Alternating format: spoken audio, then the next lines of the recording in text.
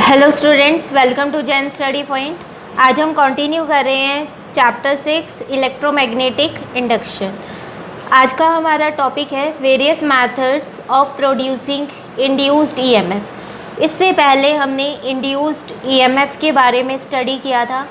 हमने स्टडी किया था कि जब भी हम मैग्नेटिक फील्ड को वेरी करवाएंगे, मैग्नेटिक फ्लक्स चेंज होगा, जिसके कारण इंड्यूस्ड ईएमएफ प्रोड्यूस होगा और हम कह सकते हैं कि induce current is producing inside the closed circuit. ठीक है, अब कौन कौन से मेथड्स को हम यूज़ करके इंड्यूस्ड ईएमएफ को प्रोड्यूस कर सकते हैं। ठीक है, EMF is induced in a circuit when ever amount of magnetic flux linked with the circuit is changed.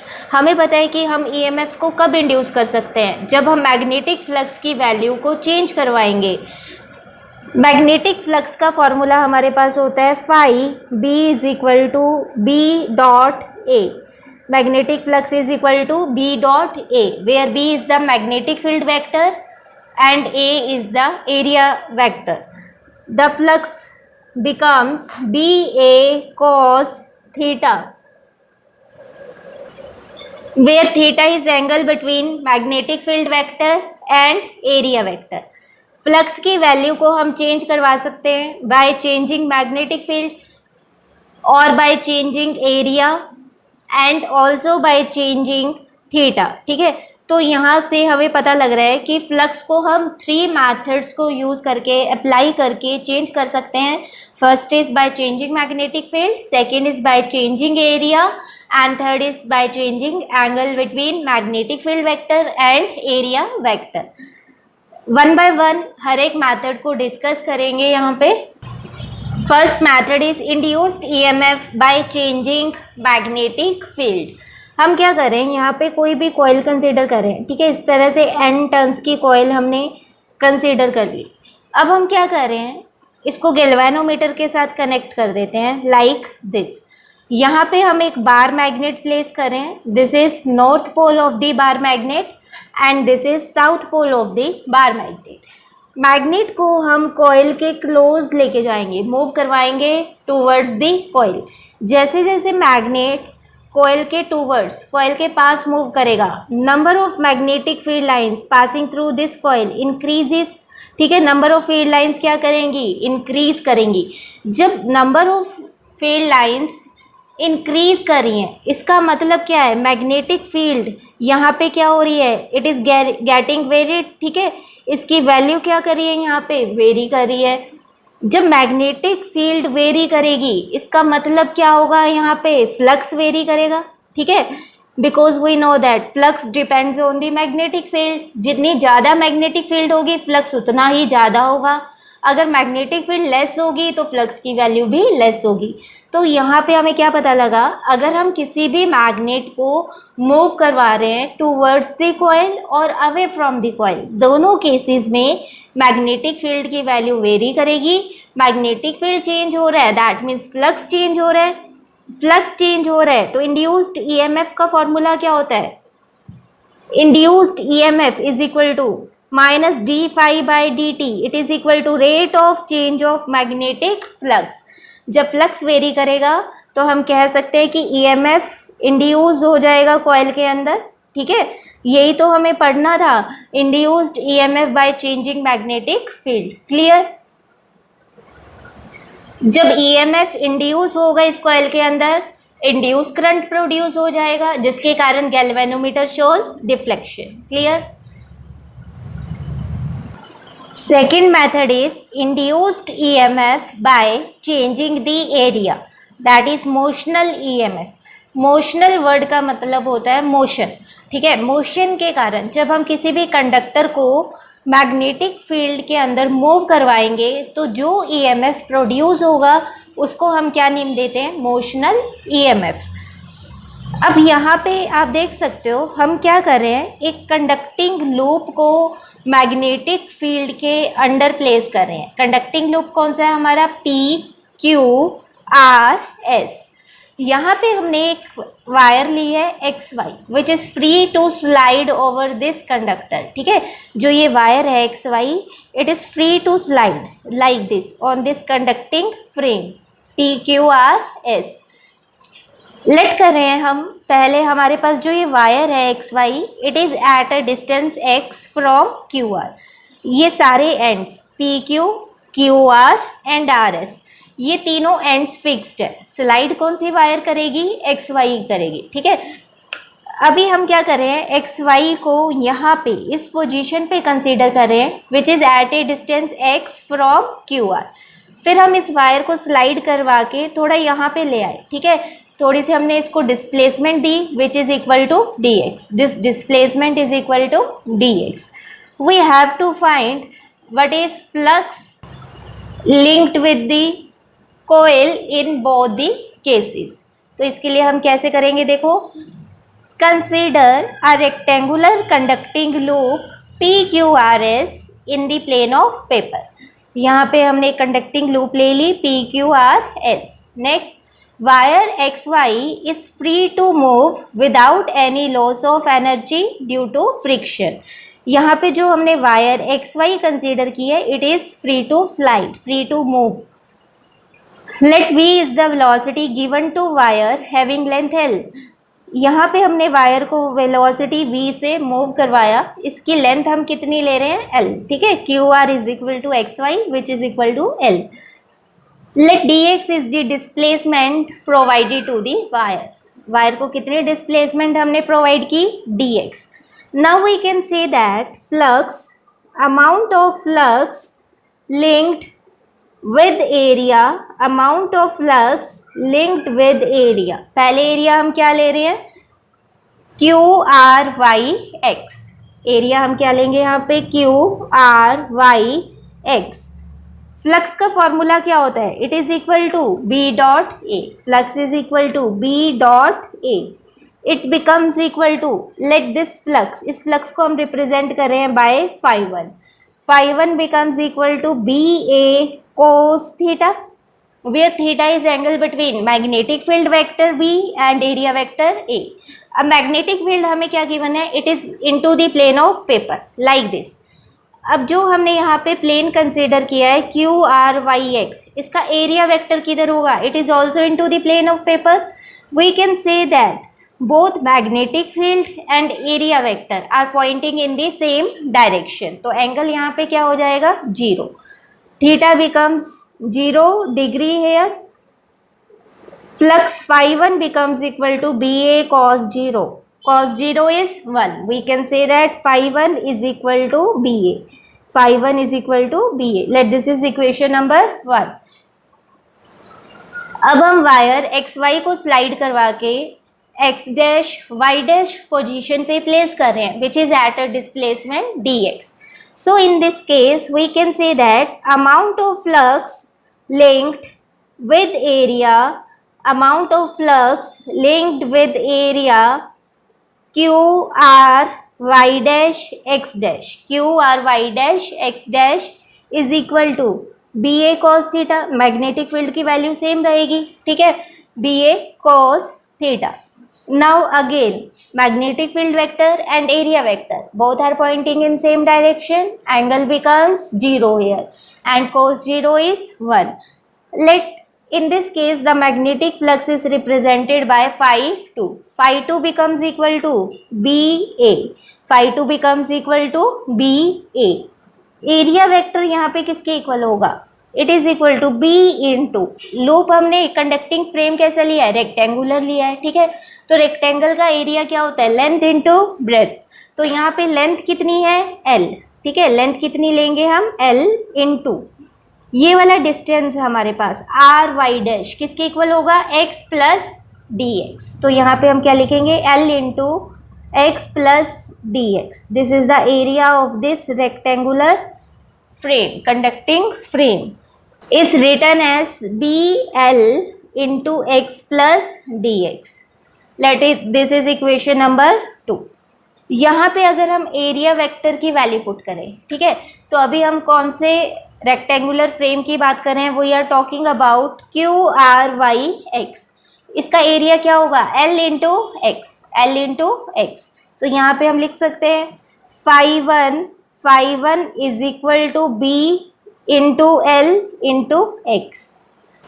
Change in flux क्या होगा यहाँ पे, change in flux it is equal to D phi. ठीक है, फ्लक्स, चेंज इन फ्लक्स को हम कैसे represent कर रहे हैं, D phi, which is equal to phi two minus phi one. Phi two हमारे पास किसके इक्वल है, B L into X plus D X minus phi one. Phi one किसके इक्वल है, बी एल एक्स। यहाँ पे हम क्या लिखेंगे, B L X. On solving it becomes D phi becomes equal to B L X plus B L D X minus B L X. B L X से B L X cancel हो जाएगा, तो यहाँ पे change in flux D phi हमारे पास किसके equal आ जाएगा, B L dx. It becomes equal to bl dx. Let this is equation number 3. Change in flux हमारे पास किसके इक्वल आ गया, it becomes equal to bl dx. अब हमें इंड्यूस्ड ईएमएफ को कैलकुलेट करना है। इंड्यूस्ड ईएमएफ का फॉर्मूला क्या होता है, अगर मैग्नीट्यूड की बात करें, induced EMF is equal to D phi by D T. ठीक है, हमारे पास डी फाई की वैल्यू यहाँ पे है बी एल डी एक्स। अगर हम बोथ साइड्स डी टी से डिवाइड कर दें तो हमारे पास D phi by D T की वैल्यू आ जाएगी। तो हम क्या लिखेंगे, dividing 3 by D T on both sides it becomes, equation 3 क्या बन जाएगी यहाँ पे, D phi by D T becomes equal to B L into D X by D T. It becomes equal to B L into D X by D T. D phi by D T क्या represent कर रहा है, it is equal to magnitude of induced EMF which becomes equal to B L D X by D T. क्या represent करता है, velocity with which the conducting wire X Y is moving.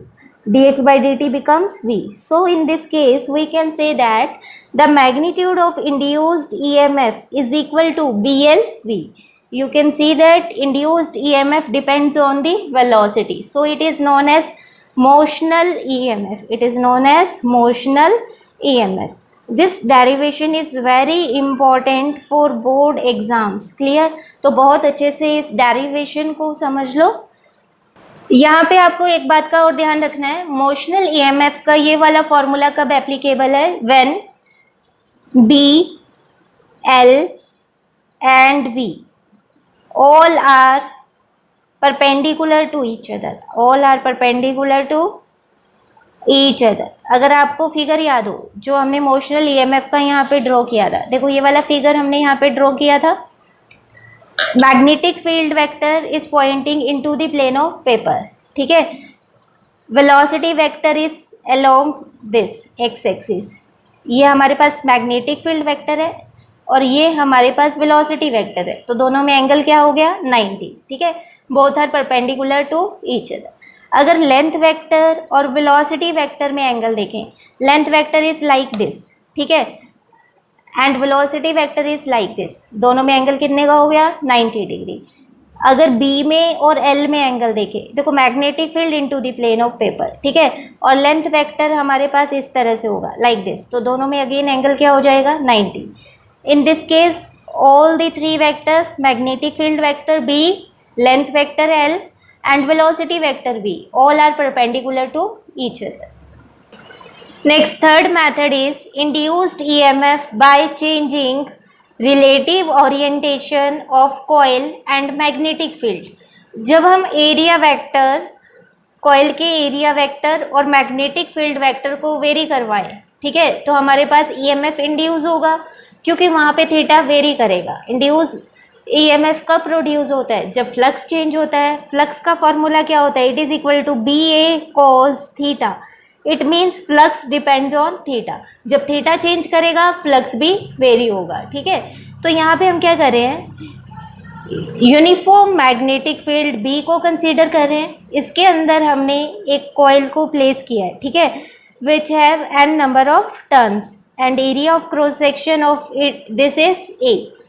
Let it is rotating with angular velocity omega.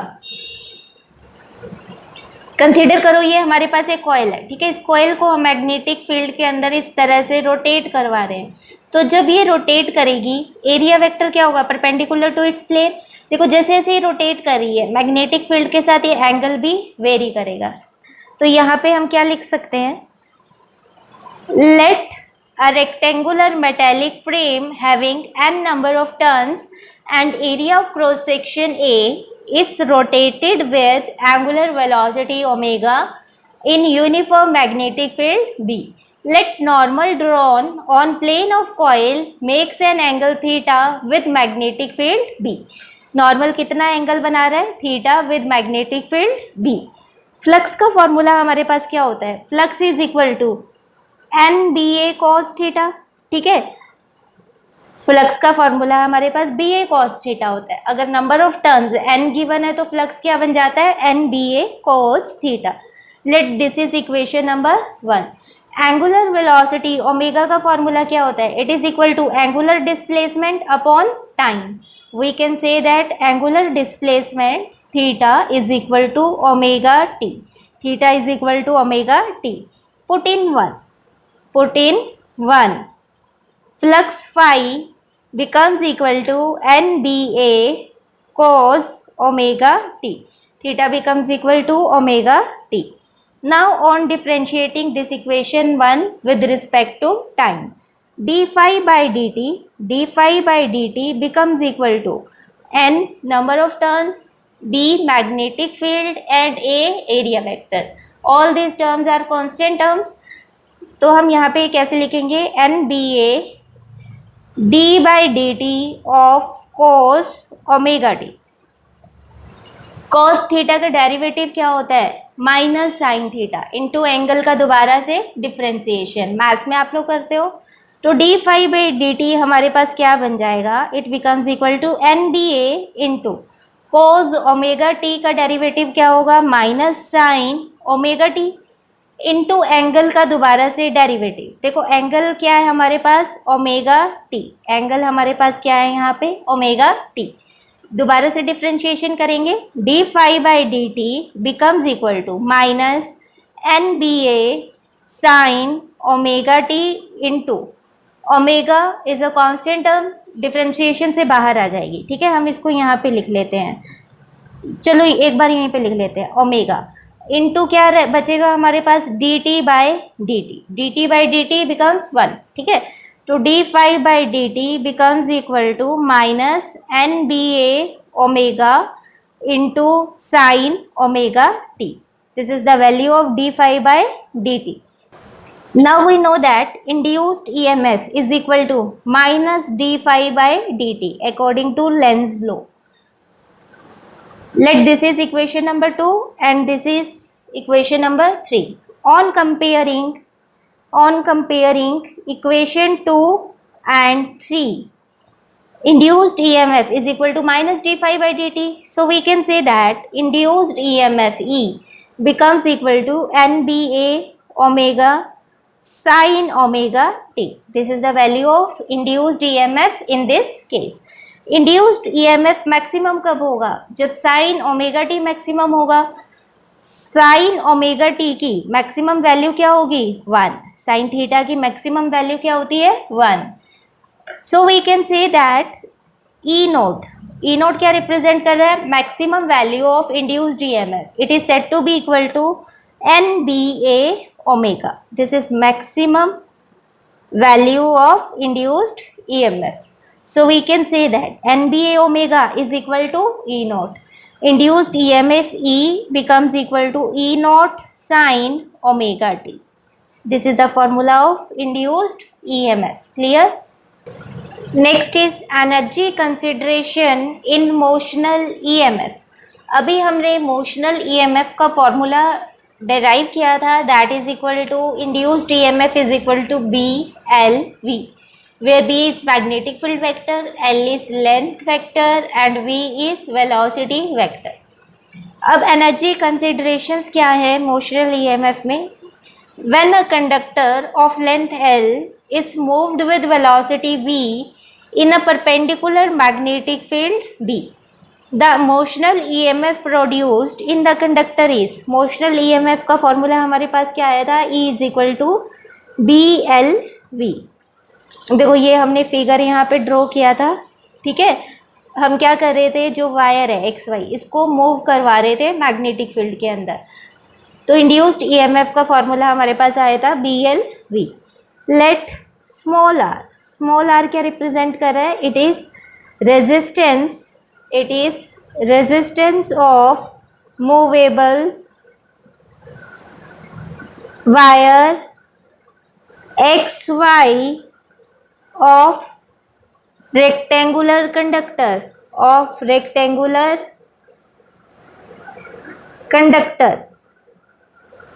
Current का formula क्या होगा, ठीक है, जो wire हम XY मूव करवा रहे थे इसकी रेजिस्टेंस हम क्या ले रहे हैं, स्मॉल r।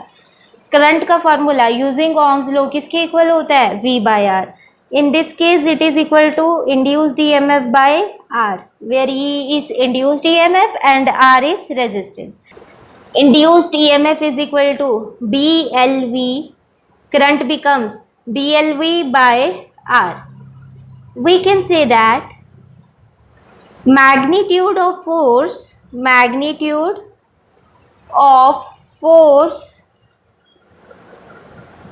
on wire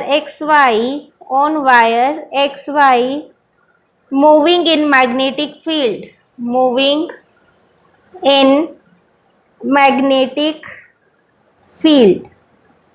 हमें पता है जब भी हम किसी करंट कैरिंग कंडक्टर को मैग्नेटिक फील्ड के अंडर प्लेस करते हैं तो मैग्नेटिक फील्ड फोर्स एक्सर्ट करती है। उस फोर्स का फॉर्मूला हमारे पास क्या होता है, F is equal to BIL, BIL sine theta. कुछ याद आया, ठीक है। मैक्सिमम वैल्यू क्या होगी फोर्स की, it is equal to BIL sine theta is here 1 because theta is 90, so we can say that sin 90 becomes 1। Maximum force is equal to BIL. Putting the value of current here, the force becomes B into BLV by R into L. It becomes equal to B square L square V by R. This is the value of magnetic force on wire XY. Now, what is power required to push the conductor? The power required to push the conductor inside magnetic field, to push the conductor, या फिर आप यहाँ पे लिख सकते हैं to push the wire XY, यहाँ पे हम लिख देते हैं to push the wire XY in magnetic field। Power का फॉर्मूला क्या होता है, P is equal to I square R, P is equal to I square R। Resistance को हम स्मॉल r से रिप्रेजेंट कर रहे हैं, तो यहाँ पे स्मॉल r ले लेते हैं, ठीक है। The power in this case becomes equal to BLV upon R का यहाँ पे स्क्वायर हो जाएगा into R। Power is equal to B square L square V square by R, ठीक है। यहाँ पे R स्क्वायर आएगा और यहाँ पे एक R है, एक R कैंसिल हो जाएगा। Power required to push the wire is B square L square V square by R। Now, as conductor or wire is pushed mechanically, तो यहाँ पे energy conservation principle law of energy conservation takes place, ठीक है। is pushed mechanically, the mechanical energy dissipated per second is कितनी होगी यहाँ पे P is equal to I square R, ठीक है। Energy dissipated per second, energy per unit time किसका formula होता है, power becomes equal to I square R, which becomes equal to BLV by R whole square into R, which is equal to B square L square V square by R। You can say that this power dissipated per second is equal to this power required to push the conductor। So we can say that it is same as power required to push the conductor, required to push the conductor. इसका मतलब क्या है यहाँ पे? hence mechanical energy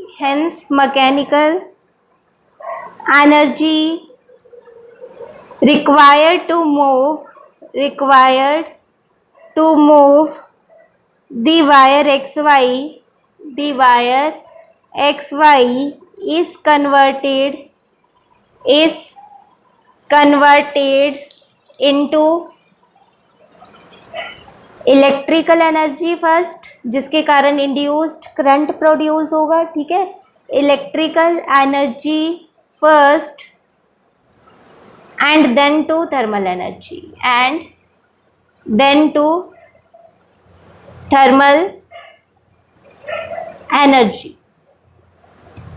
heat energy produced per second किसके equal होगा इस case में? It is equal to B square L square V square by R. Clear? This is the formula of heat energy produce per second in case of motional EMF. Next very important result from magnetic flux is amount of charge induced from change in magnetic flux. Change in magnetic flux से हम charge को कैसे induce कर सकते हैं? ठीक है, induced EMF का फॉर्मूला हमारे पास क्या है? E is equal to d phi by dt. We are talking about magnitude of induced EMF here. E is equal to rate of change of magnetic flux, that is equal to d phi by dt. Now according to Ohm's law के according induced EMF किसके equal होता है? It is equal to IR, where R is the resistance. Current किसके equal होता है? Current is equal to rate of flow of charge. So current here becomes dq by dt into r. Current becomes equal to dq by dt into r.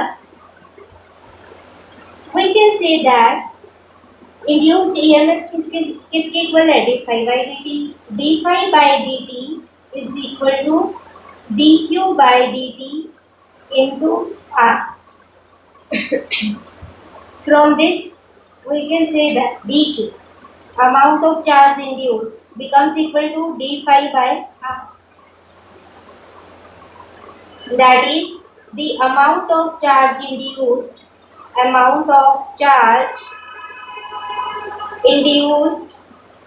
is equal to change in magnetic flux divided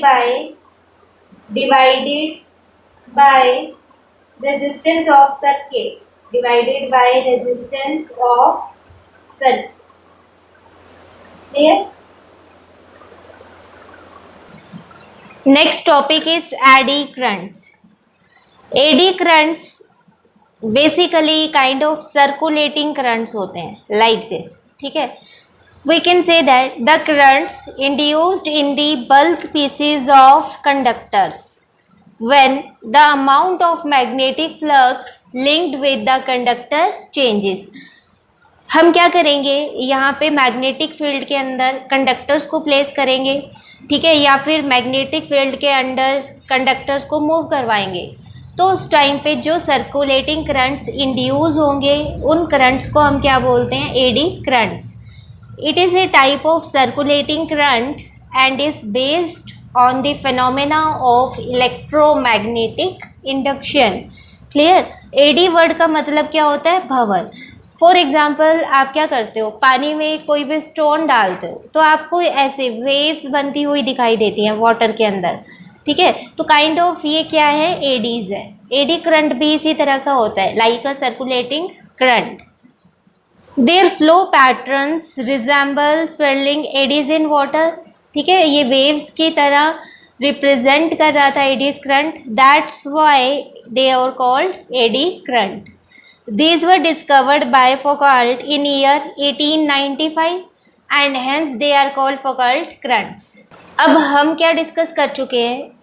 consider हमारे पास एक coil है having an turns, इसके close हम एक bar magnet को move करवा रहे हैं, ठीक है। इस बार मैग्नेट का नॉर्थ पोल हम मूव करवा रहे हैं टूवर्ड्स दिस कॉइल। जब ये बार मैग्नेट कॉइल के टूवर्ड्स मूव करेगा, number of magnetic field lines passing through this coil gets increased, due to which magnetic flux linked with this coil changes. देखो, जब मैग्नेटिक फील्ड की value increase करेगी तो flux क्या करेगा, increase करेगा। इसका मतलब फ्लक्स क्या हो रहा है, यहाँ पे चेंज हो रहा है।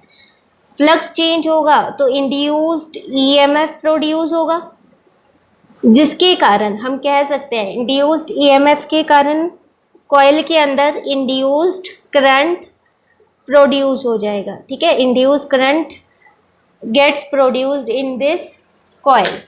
यहाँ पे हम गैल्वेनोमीटर को कनेक्ट कर देंगे to find the induced current. But जो हमारा एडी करंट है, it is different from this induced current. Eddy current और इंड्यूस्ड करंट में जो ये वाला इंड्यूस्ड करंट है, इन दोनों में डिफरेंस है। एडी करंट के केस में हम कॉइल की जगह यहाँ पे कोई भी कंडक्टर ले लेंगे, ठीक है।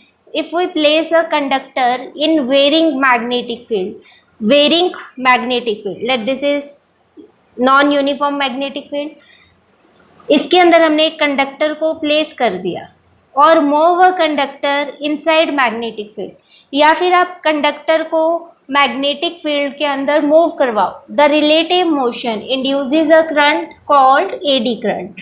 तो इस केस में कंडक्टर के अंदर इस टाइप का सर्कुलेटिंग करंट इंड्यूस होगा, जिसको हम क्या बोलते हैं, eddy current. Now the magnitude of this eddy current is, it is equal to induced EMF by resistance. Induced EMF को हम ई से रिप्रेजेंट कर रहे हैं और रेजिस्टेंस को हम कैपिटल आर से रिप्रेजेंट कर रहे हैं। Induced EMF is equal to rate of change of magnetic flux according to Lenz law. यहाँ पे हम लिख सकते हैं according to Lenz law, Lenz law E is equal to minus d phi by dt. Hence we can say that magnitude of eddy current is equal to minus d phi by dt upon R. This is very important result of eddy current is given by Lenz law. Clear? Lenz law को apply करके हम eddy current की direction को find कर सकते हैं।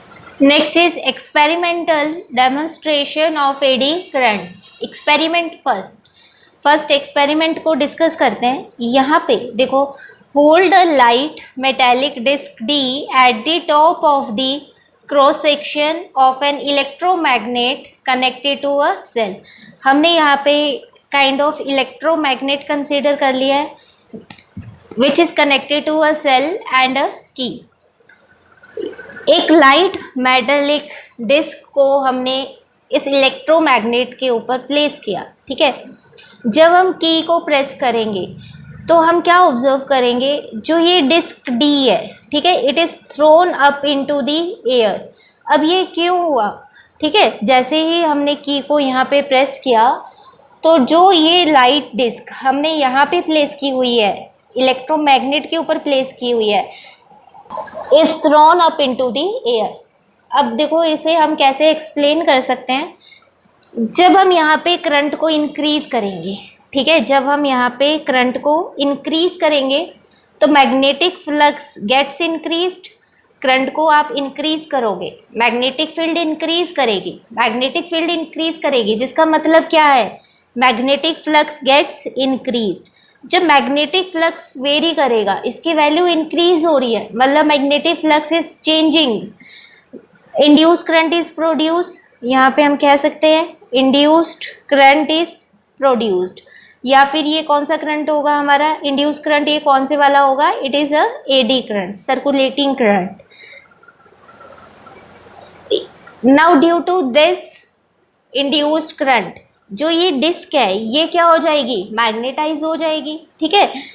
Disc D gets magnetised,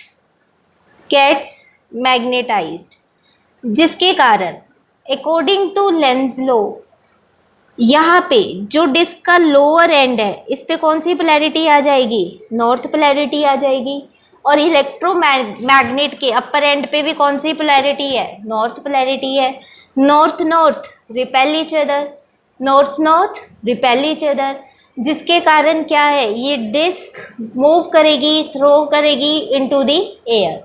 जैसे ही हम की को रिलीज कर देंगे, अगेन ये डिस्क यहाँ पे इलेक्ट्रोमैग्नेट के ऊपर आ जाएगी ड्यू टू ग्रेविटी। फिर हम की को प्रेस करेंगे, again it is thrown up into the air, again key को रिलीज करेंगे, then it again due to gravity falls on this electromagnet. ये प्रोसेस बार बार रिपीट होगी and this is due to eddy current. Second experiment में हम क्या कर रहे हैं, एक मेटेलिक प्लेट को कंसीडर कर रहे हैं और उसे सस्पेंड करवा रहे हैं between the two pole pieces, north and south of an electromagnet like this. अब यहाँ पे हम दो केसेस डिस्कस करेंगे। First, when magnetic field is off, ठीक है। केस फर्स्ट क्या होगा हमारा, when magnetic field B is off, और सेकंड केस हमारा क्या होगा, when magnetic field B is on. तो पहला केस डिस्कस करते हैं, जब मैग्नेटिक फील्ड बी ऑफ है, इस टाइम पे अगर हम इस प्लेट को अपनी इक्विलिब्रियम पोजीशन से डिस्टर्ब करवा देंगे, ठीक है। फॉर एग्जांपल ये हमारे पास क्या है, मेटालिक प्लेट है, अभी ये रेस्ट पे है बिटवीन द पोल पीसेस, फिर हमने इसे क्या करवाया, अपनी इक्विलिब्रियम पोजीशन से डिस्प्लेस करवा दिया। तो ये इस तरह से अपनी मेन पोजीशन से एक्सट्रीम पे जाएगी, फिर एक्सट्रीम से मेन पे वापस आएगी और फिर वापस से एक्सट्रीम पे जाएगी, इस तरह से ऑसिलेट करेगी, ठीक है। फॉर एग्जांपल ये हमारे पास प्लेट है, ठीक है। जब आप इस प्लेट को इक्विलिब्रियम पोजीशन से डिस्प्लेस कराओगे तो ये इस तरह से एक्सट्रीम पोजीशंस पे ऑसिलेट करना स्टार्ट कर देगी।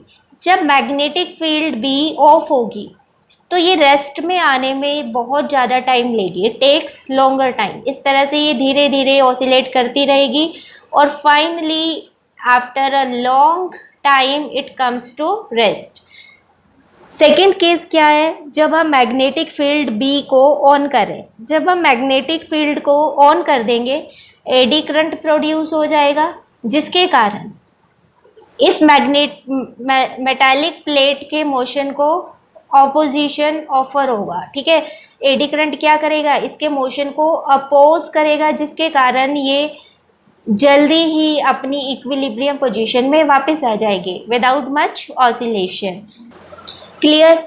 देखो अगर हम बात करते हैं, पहले जो ये प्लेट है इट इज़ एट रेस्ट, ठीक है। जब ये मेटालिक प्लेट रेस्ट पे है तो इस time maximum area is perpendicular to magnetic field, so we can say that in this case magnetic flux is maximum because area is maximum. Area maximum है तो मैग्नेटिक फ्लक्स भी इस case में क्या होगा, मैक्सिमम होगा। फिर हमने क्या किया, इसको थोड़ा सा डिस्टर्ब कर दिया, डिस्प्लेस करवा दिया। So we can say that at extreme position, जब ये एक्सट्रीम पोजीशन पे जाएगी तो उस time area inside the magnetic field gets decreased. Extreme position पे ये मिनिमम होगा। देखो अभी ये मैग्नेटिक फील्ड के अंडर है तो मैक्सिमम एरिया, ठीक है, तो फ्लक्स भी मैक्सिमम। जैसे जैसे एक्सट्रीम पोजीशन की तरफ मूव करेगी तो एरिया क्या कर रहा है, डिक्रीज कर रहा है। तो so we can say that in this case magnetic flux is said to be minimum. Magnetic flux की वैल्यू यहाँ पे क्या हो रही है, चेंज हो रही है। जब मैग्नेटिक फ्लक्स चेंज होगा तो यहाँ पे induce current, eddy current produce हो जाएगा, ठीक है, inside this metal plate like this, जो क्या करेगा, इस मेटल प्लेट के मोशन को अपोज करेगा। जब ये मेन पोजीशन से एक्सट्रीम पोजीशन की तरफ जा रही है, फ्लक्स क्या हो रहा है, डिक्रीज हो रहा है। एडी करंट अपोज करेगा to the decrease in flux, ठीक है।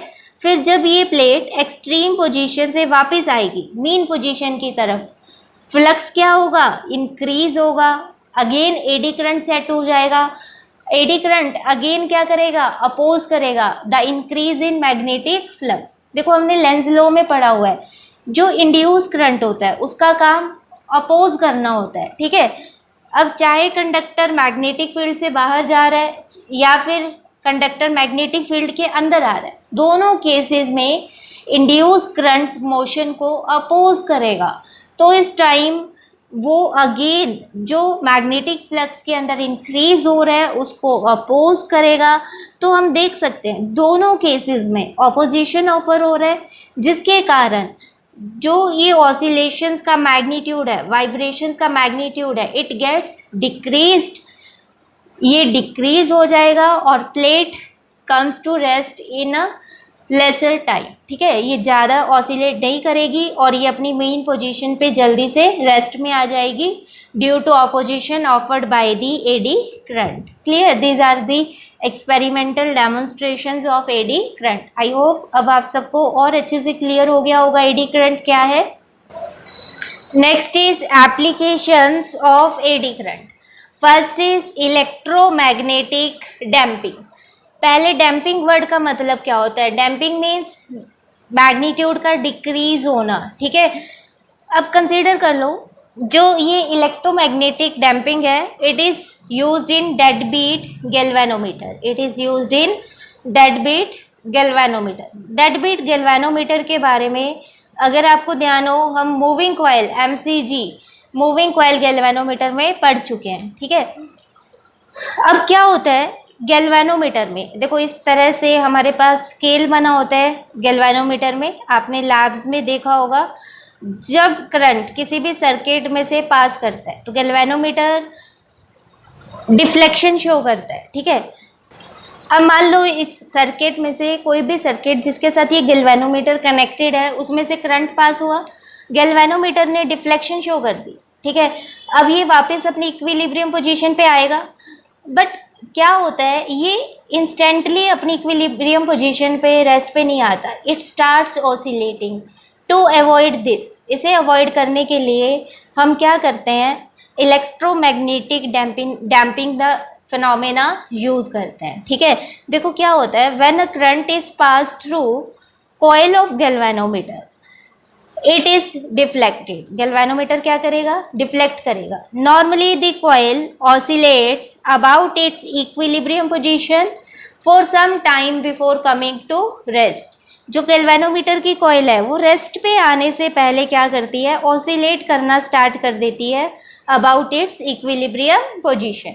टू अवॉइड दिस ऑसिलेशन, इन ऑसिलेशंस को अवॉइड करने के लिए हम क्या करेंगे, the coil is wound over a non magnetic metallic frame.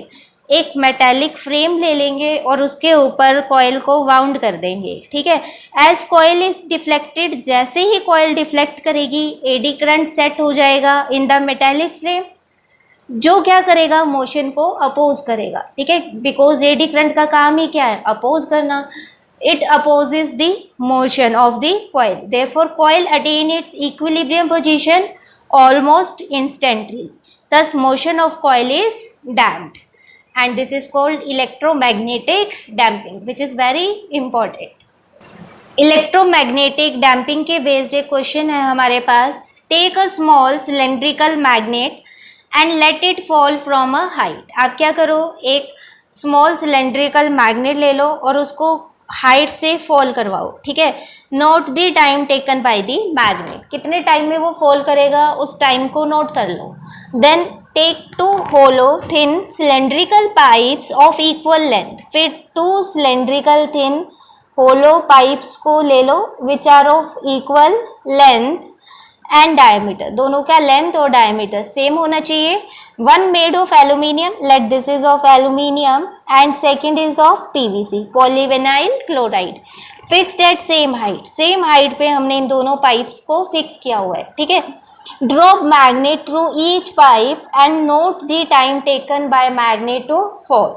आप क्या करोगे, अब पहली बात का जो हमें यहाँ पे ध्यान रखना है, जो भी हम यहाँ पे मैग्नेट कंसीडर कर रहे हैं उसका diameter, the diameter of magnet should be less than the diameter of these two pipes, इन दोनों पाइप्स के डायमीटर से लेस होना चाहिए।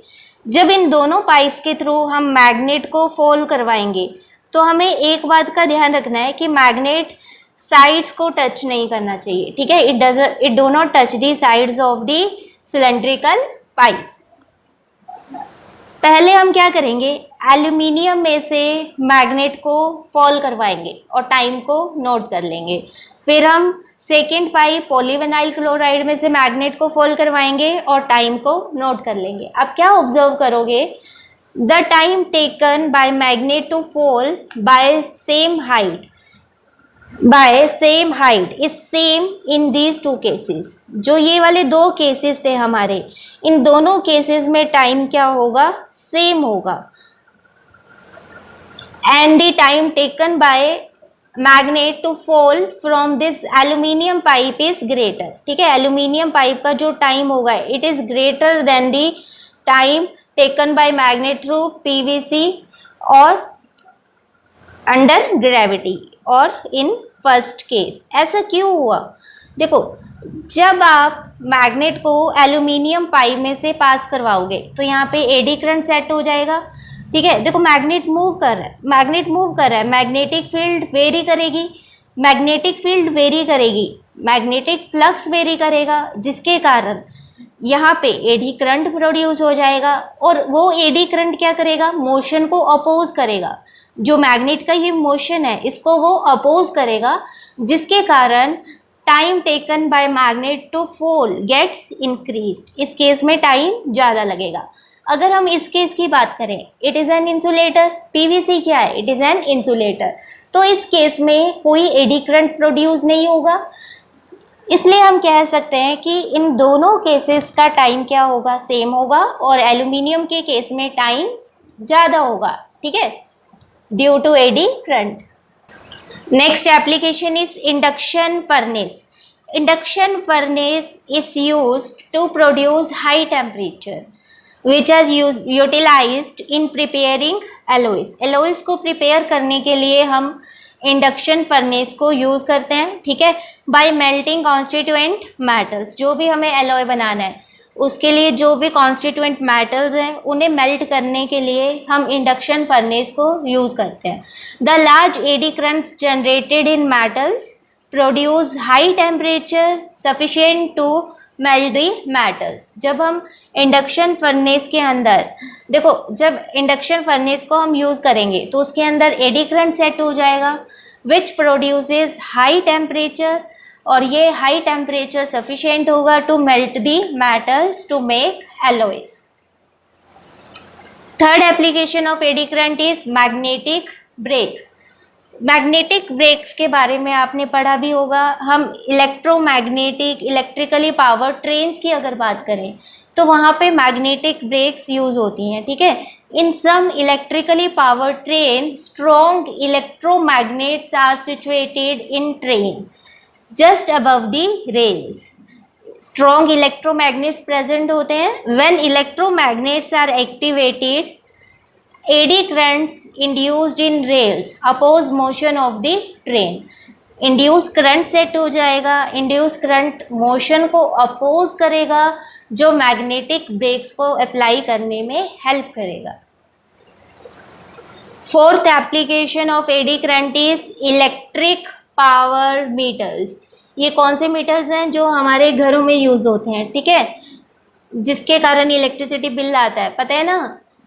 देखो क्या होता है, in power meters of your house you have observe a rotating shiny disc. आपने देखा होगा मीटर के अंदर एक डिस्क इस तरह से रोटेट कर रही होती है, शाइनी डिस्क होती है। ठीक है, this is a metal disc which rotates. ये रोटेशन किसके कारण करती है, due to eddy current produced in the disc by magnetic fields produced by alternating current. जब इसमें से करंट पास होगा मैग्नेटिक फील्ड्स की वैल्यू वेरी करेंगी, जिसके कारण मैग्नेटिक फ्लक्स प्रोड्यूस होगा और एडी करंट सेट हो जाएगा। ठीक है, एडी करंट क्या करेगा, इस डिस्क को रोटेट करवाने में हेल्प करता है।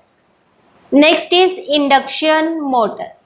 इंडक्शन मोटर या फिर हम इसको एसी मोटर भी बोल सकते हैं। ठीक है, it is another application of eddy current.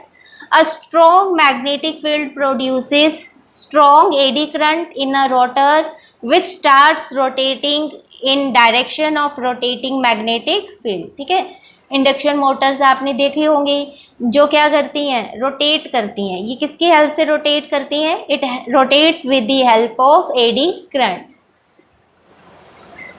Next, eddy currents are also used in speedometers of automobiles. Speedometers are used to find the speed. Instantaneous speed को find करने के लिए हम speedometer को use करते हैं. Next, in diathermy. Diathermy क्या होता है? In deep heat treatment of human body. Thermy word का मतलब thermal energy, that is heat. Human body का जो हीट डीप हीट ट्रीटमेंट होता है उसमें भी एडी करंट को हम यूज करते हैं. ठीक है, सो this is all about the applications of eddy current. अब एडी करंट के कुछ अनडिजायरेबल इफेक्ट्स भी हैं, कुछ डिसएडवांटेजेस भी हैं, उन्हें भी डिस्कस कर लेते हैं. तो सबसे पहले डिसएडवांटेज है दे अपोज द रिलेटिव मोशन. हमने देखा था, देखो मैग्नेट को हम फोल्ड करवा रहे थे, एडी करंट क्या कर रहा था? मोशन को अपोज कर रहा था. They involve loss of energy in the form of heat. Eddy current के कारण large amount of heat produce होती है. अब हर जगह इस हीट के एप्लीकेशंस नहीं होते. ठीक है, मोस्टली केसेस में this heat is kind of wastage of energy. The excessive heating may break the insulation in the appliances and reduce their life. जब large amount of heat produce होगी तो हमारे डिवाइसेस डैमेज हो सकते हैं. ठीक है, these are the undesirable effects of eddy current. अब एडी करंट को हम कैसे कंट्रोल कर सकते हैं, कैसे लेस कर सकते हैं, वो मेथड्स भी डिस्कस कर लेते हैं. Ways to minimise the eddy current. पहला मेथड क्या है? Metallic plates with slots cut. इस तरह की मेटालिक प्लेट हम यूज़ करेंगे जिसमें कट्स हो. ठीक है, इस तरह की प्लेट को हमने क्या किया? मैग्नेटिक फील्ड के अंडर प्लेस कर दिया. When such a plate is made to oscillate in magnetic field, damping effect is much smaller as compare to case when no slots were cut. This means eddy currents are reduce. देखो इसका मतलब क्या होगा? आपने क्या किया था? पहले इस तरह की एक मेटल प्लेट को सस्पेंड करवाया था इनसाइड दी मैग्नेटिक फील्ड, जिसके अंदर एडी करंट इस तरह से सेट हो गया था. ठीक है, इस केस में एरिया क्या होगा? मैक्सिमम होगा, जिसके कारण जो फ्लक्स प्रोड्यूस हो रहा है वो भी क्या होगा? मैक्सिमम होगा. फ्लक्स मैक्सिमम होगा, एडी करंट की वैल्यू भी यहाँ पे क्या होगी? मैक्सिमम होगी. फिर हम क्या कर रहे हैं? इस तरह की मेटल प्लेट को यूज़ कर रहे हैं जिसमें कट्स हैं. ठीक है, जब इस तरह की मेटल प्लेट को सस्पेंड करवाएंगे तो एरिया यहाँ पे क्या हो जाएगा? डिक्रीज हो जाएगा. एरिया डिक्रीज होगा, मैग्नेटिक फ्लक्स डिक्रीज होगा. मैग्नेटिक फ्लक्स डिक्रीज होगा तो induce current, that is eddy current, भी इस केस में क्या होगा? लेस होगा. ठीक है, next, the metal core to be used in an appliance like dynamo, transformer, motor is taken in the form of thin sheets. जो भी हम मेटल कोर यूज करते हैं, ठीक है, इन इलेक्ट्रिकल डिवाइसेस, वो क्या होना चाहिए? थिन शीट्स का बना होना चाहिए. यहाँ पे हम थिक शीट्स यूज नहीं करेंगे, वो use thin sheets to reduce the eddy current. Next method is by using laminated cores. देखो लैमिनेटेड कोर्स क्या होती हैं? The sheets used in metal cores are electrically insulated from each other. Sheets क्या होती हैं? एक दूसरे के से इलेक्ट्रिकली इंसुलेटेड होती हैं बाय इंसुलेटिंग वार्निश लाइक लक्वर. ठीक है, केमिकल्स को यूज़ करके हम उन शीट्स को एक दूसरे से इंसुलेटेड कर देते हैं, जिसके कारण एडी करंट वहाँ पे डिक्रीज हो जाता है, लेस हो जाता है. Next, the planes of the sheet should be parallel to the magnetic field so that they cut across the eddy current path. जब हम शीट्स को प्लेस करेंगे इनसाइड द मैग्नेटिक फील्ड तो इस तरह से प्लेस करेंगे that they would be parallel to the magnetic field. जब वो पैरेलल होंगी तो उस टाइम पे एडी करंट क्या हो जाएगा? लेस हो जाएगा. Next method to reduce eddy current is larger resistance between thin sheets also reduce eddy current to large extent. We know that resistance is inversely proportional to current. Resistance जितना ज़्यादा होगा current उतना less होगा. तो अगर हम large resistance apply करें between the thin sheets तो उस केस में एडी करंट क्या होगा? लेस होगा, ठीक है, to a large extent. So this is all about the eddy current. सबसे पहले हमने स्टडी किया कि एडी करंट क्या होता है, फिर एक्सपेरिमेंटल डेमोन्स्ट्रेशन को स्टडी किया, फिर उसकी एप्लीकेशंस को, उसके डिसएडवांटेजेस को, और फिर मेथड्स को कि कैसे हम एडी करंट को रिड्यूस कर सकते हैं, ठीक है। Next is self induction. Self induction का मतलब क्या है, अपने आप इंड्यूस होना, ठीक है, without any external factor. It is the property of a coil by virtue of which the coil opposes any change in strength of current flowing through it by inducing an EMF in itself. इसका मतलब क्या है, हमारे पास ये coil है, ठीक है, इस कॉइल में अगर करंट की वैल्यू इंक्रीज करी है, इस कॉइल में अगर करंट की वैल्यू इंक्रीज करी है, तो ये कॉइल अपने अंदर इंड्यूस ईएमएफ को प्रोड्यूस करेगी। वो ईएमएफ कौन सा होगा, it will be self induced EMF, it will be self induced EMF which opposes the increase in current, जो करंट को अपोज करेगा, करंट के इंक्रीज को अपोज करेगा, ठीक है।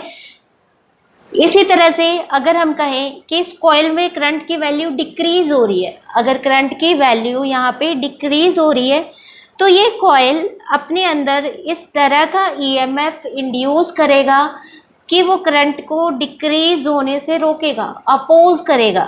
तो दोनों केसेस में कॉइल का जो सेल्फ इंड्यूस्ड ईएमएफ है, ये करंट को अपोज कर रहा है। अगर करंट इंक्रीज हो रहा है तो भी अपोज कर रहा है, और अगर करंट डिक्रीज हो रहा है तब भी ये अपोज ही कर रहा है, ठीक है। तो इस तरह की सेल्फ इंड्यूस्ड ईएमएफ को हम क्या बोलते हैं, self induction. It is the internal property of this coil, ये कॉइल की खुद की प्रॉपर्टी है, इसलिए हम इसको क्या बोलते हैं, self induction. Self induction is also called inertia of electricity. Inertia word का मतलब पता है आपको क्या होता है, इट इज इनहेरेंट टेंडेंसी या inherent ability of an object to oppose, ठीक है। इनर्शिया क्या होता है, inherent ability of an object. इसी तरह से सेल्फ इंडक्शन क्या है, it is also inherent ability of coil to oppose any change in current, so it is known as inertia of electricity. Basically self induction क्या है, it is the property of an inductor, it is the property of an inductor. Inductor क्या है यहाँ पे, it is basically a circuit element. जैसे हमने resistance के बारे में पढ़ा हुआ है, कैपेसिटेंस के बारे में पढ़ा हुआ है, इसी तरह से इंडक्टर भी एक काइंड ऑफ सर्किट एलिमेंट है। अगर हम इलेक्ट्रोस्टैटिक्स की बात करें, ठीक है, अगर हम इलेक्ट्रोस्टैटिक्स यूनिट 1 की बात करें तो उसमें हम कैपेसिटर को स्टडी करते थे, ठीक है। फिर हमारा सेकंड यूनिट था करंट इलेक्ट्रिसिटी। करंट इलेक्ट्रिसिटी में हम रेजिस्टेंस की बात करते थे। उसी तरह मैग्नेटिज्म में हम इंडक्टर की बात करेंगे, ठीक है। इंडक्टर को इस तरह से हम फिगर में ड्रॉ करते हैं, दिस इज इंडक्टर। अब लेट कर लो, जो ये हमारे पास इंडक्टर गिवन है, इसमें करंट की वैल्यू क्या कर रही है, इंक्रीज कर रही है, current is increasing, this is the direction of current, ठीक है, this is the direction of current flowing through this inductor. जब इस इंडक्टर में करंट की वैल्यू चेंज होगी, इंक्रीज होगी, तो इसके अंदर सेल्फ इंड्यूस्ड ईएमएफ प्रोड्यूस होगा, और उसकी डायरेक्शन कैसी होगी, such that it opposes the increase in current. तो यहाँ पे इंड्यूस्ड ईएमएफ की डायरेक्शन क्या हो जाएगी, like this, opposite to this current. Clear. अब कंसीडर कर लो, यहाँ पे क्या था, इस केस में तो करंट इंक्रीज हो रहा था, ठीक है। अब सेकंड केस लेते हैं हम, जब करंट क्या कर रहा है, डिक्रीज कर रहा है। हमने क्या किया, एक इंडक्टर ले लिया। अब इस इंडक्टर के अक्रॉस करंट क्या कर रहा है, डिक्रीज कर रहा है, this is the direction of current. इस इंडक्टर में जब करंट वेरी करेगा, मैग्नेटिक फील्ड वेरी करेगी, यहाँ पे ईएमएफ इंड्यूस होगा। वो इंड्यूस ईएमएफ का नेचर कैसा होगा, such that it opposes the decrease in current, current को डिक्रीज होने से रोकेगा, अपोज करेगा। तो यहाँ पे ईएमएफ इंड्यूस होगा, उसकी डायरेक्शन क्या होगी, it is in the same direction of current. क्यों? क्योंकि ये करंट को डिक्रीज होने से रोकेगा, तो इंड्यूस्ड ईएमएफ की डायरेक्शन क्या होगी, same as that of current. तो दोनों केसेस से हमें क्या पता लगा, चाहे करंट इंडक्टर में से इंक्रीज करे चाहे डिक्रीज करे, इंड्यूस ईएमएफ हमेशा स्ट्रेंथ ऑफ करंट को अपोज ही करेगा। ठीक है, जो चेंज आ रहा है करंट के अंदर, जो करंट की स्ट्रेंथ में चेंज आ रहा है, ईएमएफ उसको हमेशा अपोज ही करेगा। अगर करंट इंक्रीज कर रहा है, अगर करंट इंक्रीज कर रहा है तो इंड्यूस्ड ईएमएफ की डायरेक्शन सेम होगी, सॉरी ऑपोजिट होगी। इंड्यूस्ड ईएमएफ की डायरेक्शन ऑपोजिट होगी to that of current, to that of current. अगर हमारा करंट डिक्रीज कर रहा है, अगर हमारा करंट डिक्रीज कर रहा है तो इंड्यूस्ड ईएमएफ की डायरेक्शन सेम होगी as that of current, as that of current. Clear? Next is coefficient of self induction और सेल्फ इंडक्टेंस।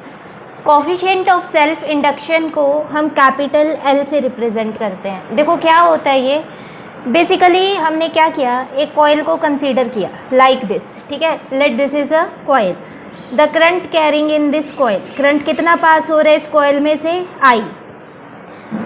यहाँ पे हम लिख रहे हैं I is the strength of current, I यहाँ पे क्या है, it is the strength of current flowing, strength of current flowing through a coil at any time, through a coil at any time। let phi क्या represent कर रहा है, amount of flux, amount of magnetic flux linked with all turns of coil at any time। अब हमें पता है flux is directly proportional to current. ठीक है, जितना ज़्यादा करंट को हम इंक्रीज करेंगे, मैग्नेटिक फील्ड इंक्रीज करेगी, मैग्नेटिक फ्लक्स भी उतना ही ज़्यादा इंक्रीज होगा। ठीक है, so we can say that magnetic flux is directly proportional to current.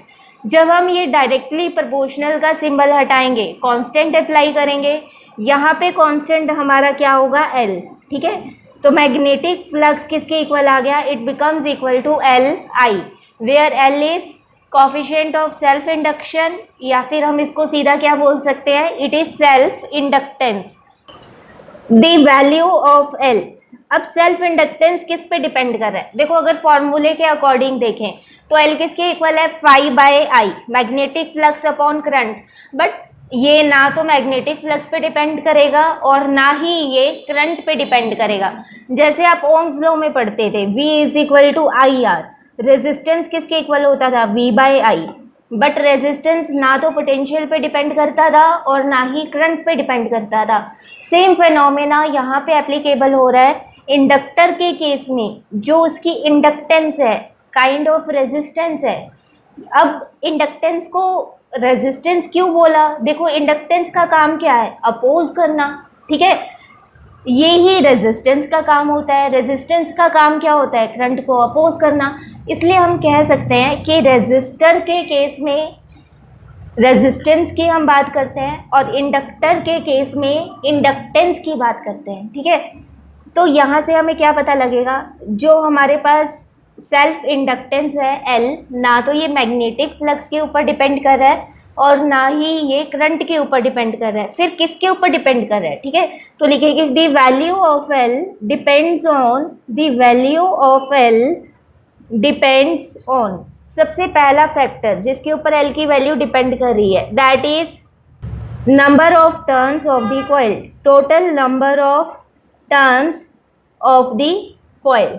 ठीक है, second area of cross section, second क्या है, area of cross section third, nature of material, nature of material of core, nature of material of core on which coil is wound, on which coil is wound, on which coil is wound. Basically self inductance depends कर रहा है on the dimensions of the coil, ठीक है, dimensions and shape size of the coil. Clear? अब किसी भी inductor में से करंट की वैल्यू को अगर हम 1 ले लें, ठीक है, फॉर एग्जांपल करंट हमारे पास 1 है, 1 ampere, in that case magnetic flux becomes equal to self inductance L, phi becomes equal to L।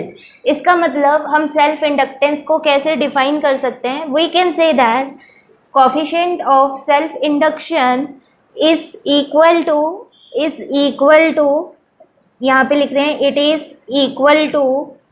it is equal to amount of magnetic flux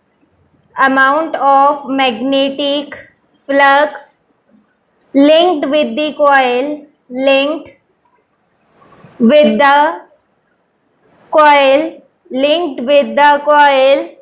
when, कब होगा ये? व्हेन यूनिट करंट की value हम क्या ले रहे हैं? 1 एम्पियर, ठीक है, when unit current flows through the coil, when unit current flows through the coil. Clear? Self induction is equal to magnetic flux linked with the coil when unit current flows through the coil. अभी हमने coefficient of self induction को explain किया इन the terms of magnetic flux. अब coefficient of self induction को हम induced EMF के terms में भी एक्सप्लेन कर सकते हैं। देखो, इंड्यूस्ड ईएमएफ का फॉर्मूला हमारे पास क्या होता है? Induced EMF is equal to rate of change of magnetic flux, ठीक है, according to Lenz law, E is equal to minus D phi by D t. अब फ्लक्स का formula in terms of self inductance is equal to L I, अभी हमने इसकी derivation की थी, phi is equal to L I. Induced EMF becomes here minus d by D t of L I, L being a constant term, ठीक है, it is a constant of proportionality, that means it is a constant term. Differentiation से इसको बाहर ले आएंगे, induced EMF becomes equal to minus L into D I by D t. Clear? D I by D T क्या represent कर रहा है? Rate of change of current.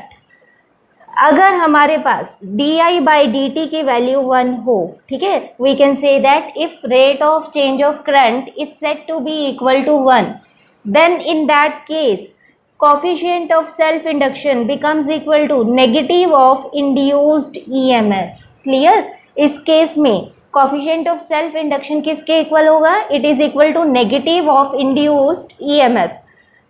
हम इसको कैसे डिफाइन कर सकते हैं? यहाँ पे it is equal to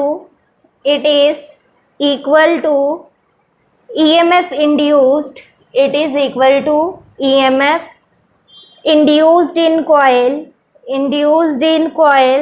when rate of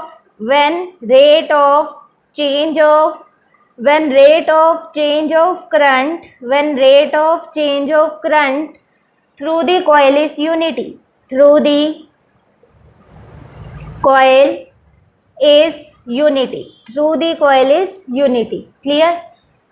inductance here is a scalar quantity, ठीक है, यहाँ से हमें क्या इन्फॉर्मेशन मिल रही है? Inductance is a scalar quantity, what are the SI units of self inductance? Self inductance की एसआई यूनिट्स क्या होते हैं? देखो, यहाँ पे हम लिख रहे हैं SI units of self inductance L, SI units of self inductance L। The SI units of self inductance is henry. क्या होते हैं? Henry. Clear? We can say that 1 henry is equal to, देखो फ्लक्स के हमारे पास 2 फॉर्मूले हैं, ठीक है, in terms of self inductance. Phi पहले हमारे पास किसके इक्वल आया था, it becomes equal to L I. From this we can say that L becomes equal to phi by I. Now the SI units of self inductance is Henry. You can say that 1 Henry is equal to magnetic flux किसके equal होता है, Weber. SI units of magnetic flux is Weber and current is ampere. Current के SI units क्या होते हैं, ampere. We can say that 1 Henry is equal to 1 Weber per ampere. 1 Henry is equal to 1 Weber per ampere. और in terms of induced EMF, induced EMF के case में हम बात करें तो एल किसके इक्वल होगा, it is equal to minus E upon D I by D T. SI units of self inductance is Henry. You can say that 1 Henry is equal to induced EMF के SI units क्या होंगे, volt upon current के क्या होंगे, ampere upon time. ठीक है, time के क्या होंगे, सेकेंड. न्यूमरेटर में लेके आएंगे तो ये क्या बन जाएगा, volt second per ampere.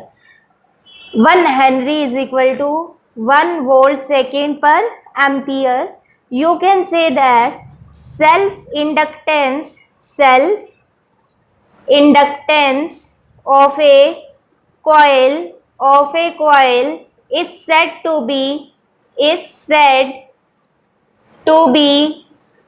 1 Henry, is said to be 1 Henry when a current change at the rate of 1 ampere per second, 1 ampere per second through the coil induces an EMF of 1 volt in the coil. 1 volt in the coil. देखो हम फॉर्मूले से ही physics में defines को बना सकते हैं. 1 Henry किसके इक्वल है, 1 volt second per ampere. Henry किसके यूनिट्स हैं, सेल्फ इंडक्टेंस की. ठीक है, you can say that self inductance of a coil is said to be 1 henry when current. देखो यहाँ पे D I by D T है. ठीक है, ये क्या रिप्रेजेंट कर रहा है, rate of change of current. When current change at the rate of 1 ampere per second through the coil induces an EMF of 1 volt in the coil. Next, the smaller units of self inductance are the smaller units of self inductance LR. सबसे पहले हम बात कर रहे हैं milli henry. 1 milli henry, इसको हम इस तरह से रिप्रेजेंट करेंगे mh, milli henry. It is equal to 10 raise to power -3 henry. Milli henry, जैसे आप 1 मिलीमीटर को लिखते हो. ठीक है, 1 मिलीमीटर को आप क्या लिखते हो, इट इज 1/1000 मीटर. 1000 से डिवाइड करते हो ना, तो ये क्या बन जाता है, 10 रेज टू पावर -3 मीटर. वो ही बात हम यहाँ पे कर रहे हैं. 1 मिली हेनरी किसके इक्वल होगा, 10 raise to power -3 henry. Next 1 micro henry. 1 micro henry. 1 micro henry is equal to, इसे हम ऐसे लिखते हैं mu H, micro henry. It is equal to 10 raise to power -6 henry. These are the smaller units of self inductance. Now the dimensions of self inductance L. देखो हमारे पास यहाँ पे फॉर्मूला क्या, इंड्यूस्ड ईएमएफ का, E is equal to -L D I by D T. Magnitude की बात करें तो नेगेटिव साइन को हम कंसीडर नहीं करेंगे. L हमारे पास किसके इक्वल आ जाएगा, it becomes equal to E into D T by D I, where E is induced EMF. ठीक है, इंड्यूस्ड ईएमएफ किसके इक्वल होगी, it is work done per unit charge. Induced EMF किसके इक्वल होगा, work done per unit charge. We can say that it is equal to W by Q. अगर हम यहाँ पे पुट करते हैं तो सेल्फ इंडक्शन L किसके इक्वल आ जाएगा, L becomes equal to work done into D T upon charge into D I. Work done के डायमेंशंस क्या होते हैं, M1 L2 T-2. एनर्जी और वर्क डन दोनों के डायमेंशन सेम होते हैं. ठीक है, टाइम डी टी क्या रिप्रेजेंट कर रहा है, टाइम। टाइम के डायमेंशन हम क्या लेंगे, T upon charge. Charge is equal to current into time, तो चार्ज के डायमेंशंस क्या आ जाएंगे, A T into current, current के ए। सॉल्व करते हैं इसको, क्या बन जाएगा, देखो ये वाला टी और ये वाला टी, ये इसकी पावर +1 है, इसको न्यूमरेटर में लेके जाएंगे तो -1, 1 - 1 0, ठीक है। तो ये बेसिकली कैंसिल हो जाएंगे। हमारे पास क्या बचेगा, L is equal to m1 L2 t -2 into A1 + 1 becomes A2, ऊपर लेके जाएंगे A-2। These are the dimensions of coefficient of self inductance. Clear? Next, some important note points are: first is, a wire cannot act as an inductor as magnetic flux linked with wire of negligible area of cross section is 0. Wire को हम inductor की तरह act नहीं कर सकते because wire का area of cross section less होता है, ठीक है। Flux depends on area. Flux का फॉर्मूला क्या होता है, BA cos theta. It depends on area. अगर एरिया बहुत ज़्यादा नेग्लिजिबल है तो उस केस में मैग्नेटिक फ्लक्स हमारा 0 होगा, ठीक है। तो सेल्फ इंडक्टेंस के लिए या फिर मैग्नेटिक फ्लक्स के लिए हमें इंडक्टर लेना होगा, हम वायर को कंसीडर नहीं करेंगे, ठीक है। Next, the wire has to be in the form of coil to serve as an inductor. जो वायर होगी, ठीक है, वो कैसे होगी, in the form of coil to serve as an inductor. Next, self induced EMF appears only during the time the current is changing. मान लो हमारे पास क्या है, कोई भी कंडक्टर है, इसमें से हम करंट को पास करवा रहे हैं। अगर इस करंट की वैल्यू कांस्टेंट होगी तो यहाँ पे कोई भी इंड्यूस्ड करंट प्रोड्यूस नहीं होगा, ठीक है। तो यहाँ पे हम कह सकते हैं देयर इज नो फिनोमेना, कोई भी फिनोमेना यहाँ पे अकर नहीं करेगा। कंडीशन क्या है सेल्फ इंडक्शन के लिए, जो हम ये करंट प्रोवाइड करवा रहे हैं, ठीक है, इट शुड बी वेरिएबल और चेंजिंग। उस टाइम पे फिर कॉइल के अंदर इंड्यूस्ड करंट प्रोड्यूस होगा, ठीक है, विच ओबेस लेंज लॉ, जो लेंज लॉ को ओबे करेगा। नेक्स्ट पॉइंट इज, अभी तक हमने 3 डिवाइसेस, 3 इलेक्ट्रॉनिक सर्किट्स को डिस्कस किया है। फर्स्ट इज रेजिस्टर, ठीक है, this is resistor. Second is capacitor, this is capacitor, this is capacitor. And third is inductor. Magnetism में हम किसको स्टडी करते हैं, इंडक्टर को, दिस इज इंडक्टर। अगर रेजिस्टर की बात करें तो रेजिस्टर में पोटेंशियल डिफरेंस किसके इक्वल होता है, delta V is equal to IR, where I is the current flowing through the circuit and R is the resistance of the resistor. Capacitor के केस में अगर बात करें, कैपेसिटर के केस में पोटेंशियल डिफरेंस किसके इक्वल होता है, Q/C, where C is the capacitance of capacitor and Q is the charge.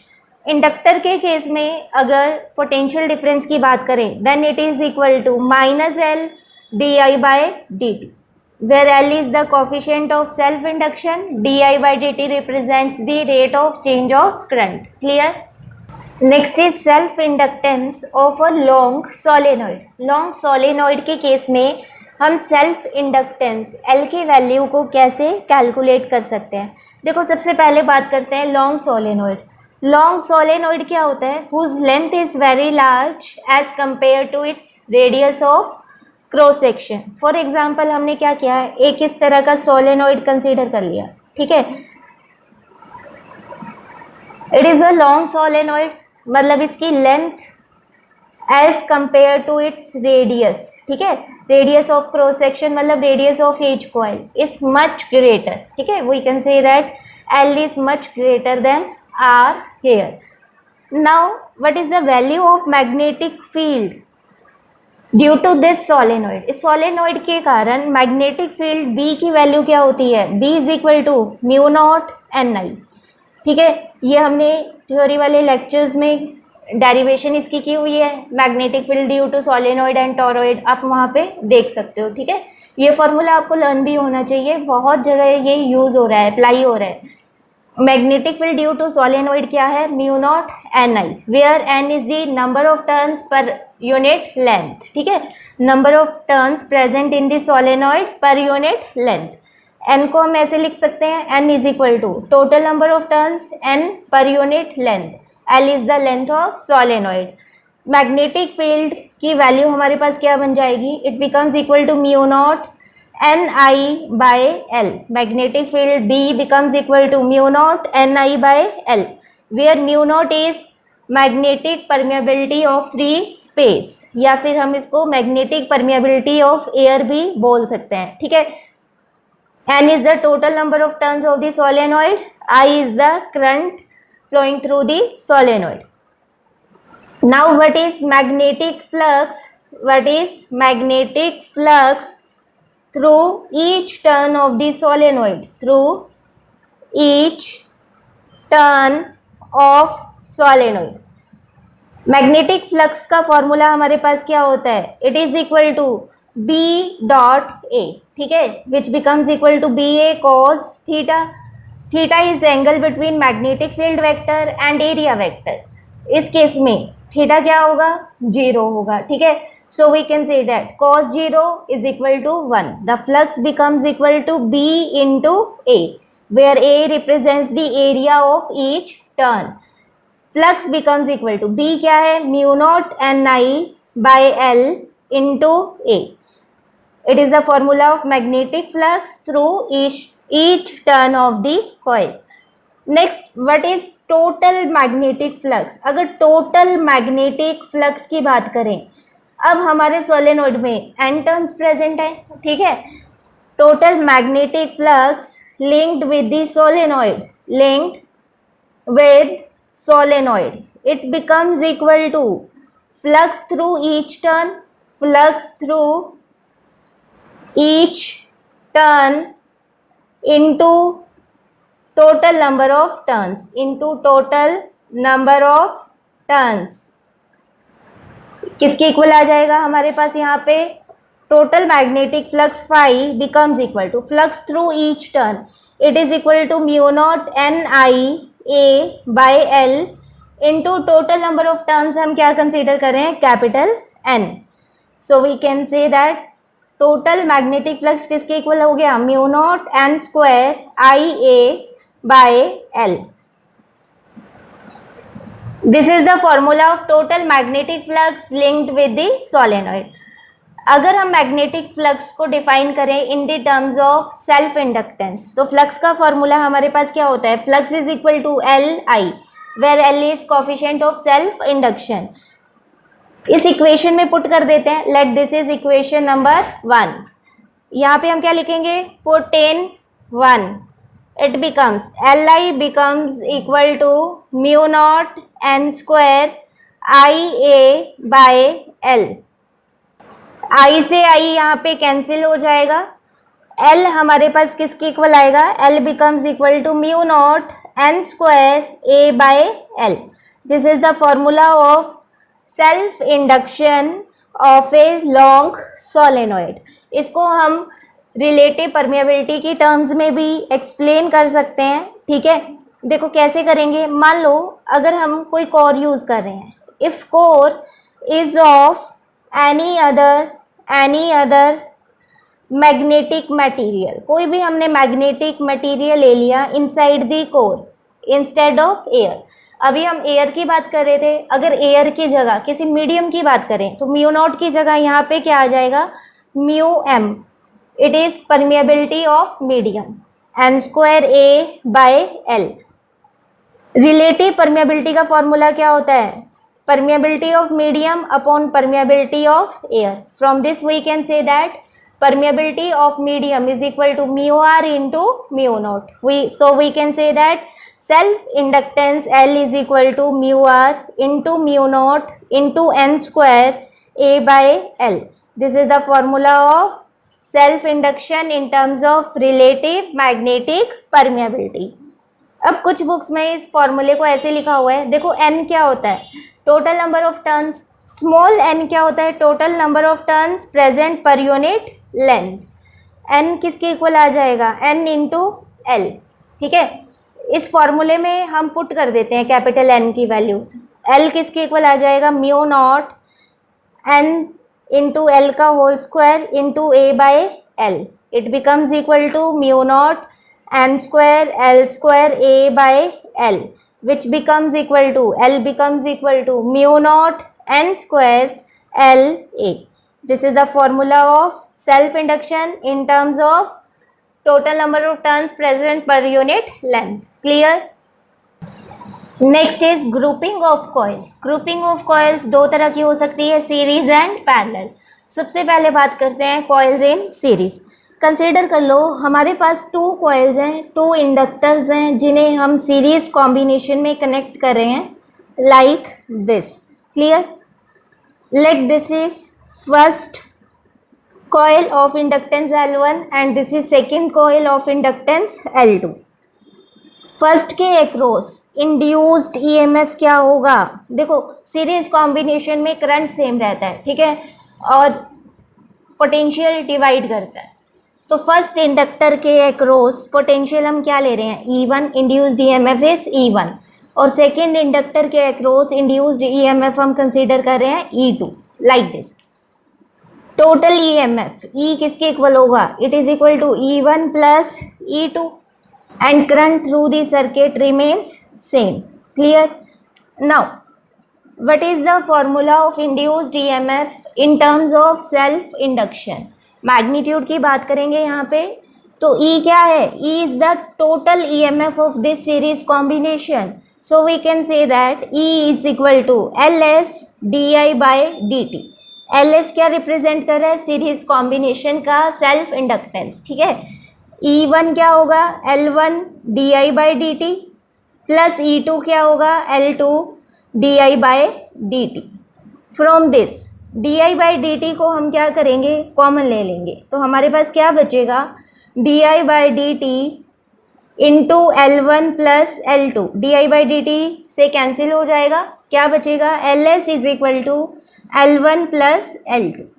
Same formula है of the combination of resistances. देखो अगर हम 2 रेजिस्टेंसेस को सीरीज कॉम्बिनेशन में कंबाइन करते हैं, let this is first resistor of resistance R1 and this is second of resistance R2. Equivalent resistance या फिर RS, टोटल रेजिस्टेंस किसके इक्वल होगा? It is equal to R1 plus R2. Same formula यहाँ पे apply हो रहा है in case of inductors. Second combination हमारा क्या होगा? पैरेलल. ठीक है, जब कॉइल्स को हम पैरेलल में कनेक्ट करेंगे. Next is coils in parallel combination. अब इस केस में हम इस तरह से कॉइल्स को पैरेलल कॉम्बिनेशन में कनेक्ट कर लेते हैं. ठीक है. Late this is our first inductor and this is second inductor. फिर हम क्या कर रहे हैं? इन दोनों को कनेक्ट कर रहे हैं. ठीक है. लेट यहाँ पे हमने क्या किया? बैटरी को कनेक्ट कर दिया.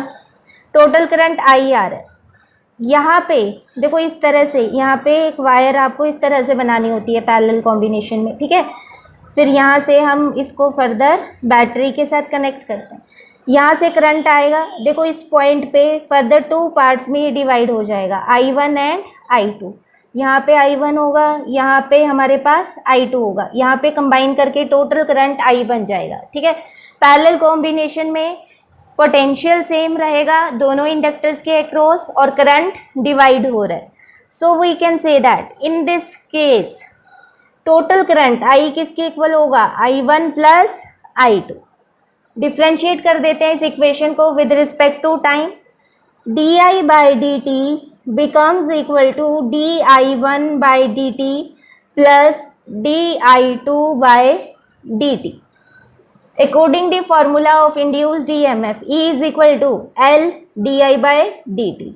We can say that di by dt किसके इक्वल है? E by L. E by L. यहाँ पे टोटल करंट है तो यहाँ पे पूरे सर्किट का सेल्फ इंडक्शन क्या होगा? LP. ठीक है. in parallel combination, E by LP is equal to E by L1 plus E by L2. E को कॉमन ले लेते हैं. E by LP becomes equal to 1 by L1 plus 1 by L2. E से E cancel हो जाएगा. We can say that in this 1 by LP is equal to 1 by L1 plus 1 by L2. This is the same formula as that of combination of resistors in parallel. Parallel में क्या formula बनता है, 1/Rp is equal to 1/R1 plus 1/R2. Same formula हमारा inductors के case में बन रहा है in parallel combination. Clear? This is all about the self inductance. I hope आप सबको अब इस टॉपिक में कोई भी डाउट नहीं होगा और ये टॉपिक आपको बहुत अच्छे से क्लियर हो गया होगा. ठीक है, this is all about the self induction.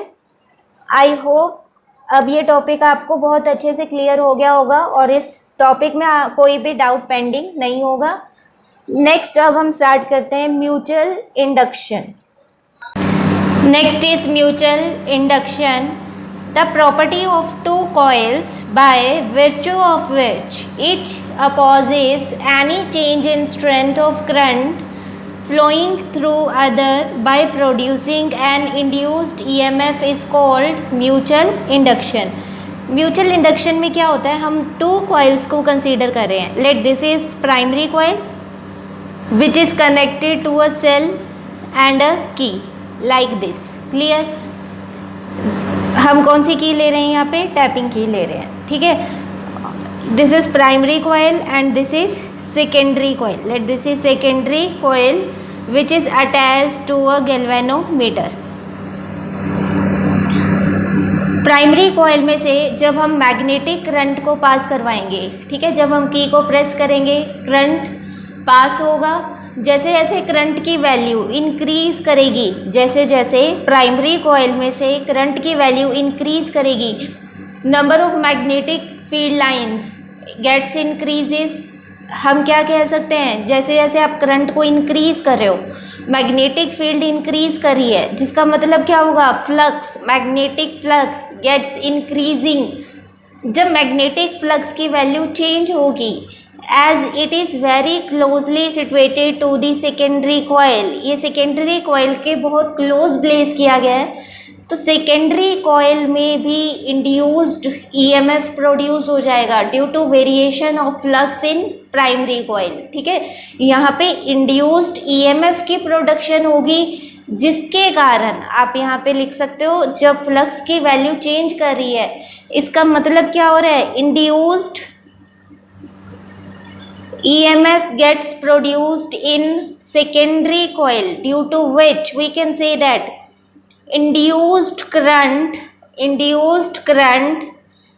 is produced in secondary coil. And according to Lenz's law, इस induced current की direction क्या होगी, such that to oppose the increase of magnetic field, the increase of magnetic flux in primary coil. Clear?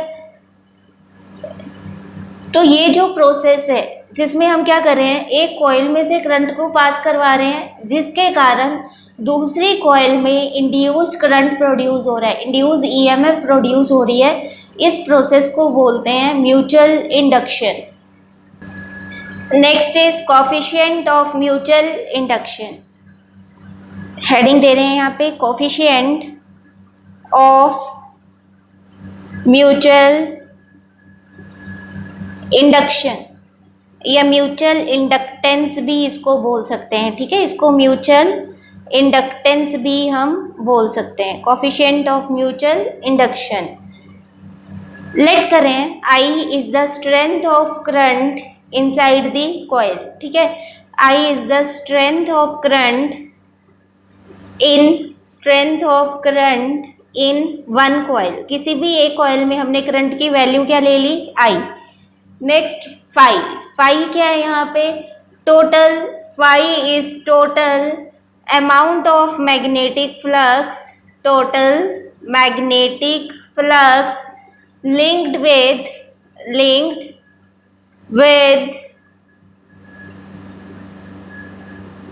all the turns of the neighboring coil. Clear? जो neighboring coil होगी, ठीक है, उसका flux हम क्या ले रहे हैं, phi.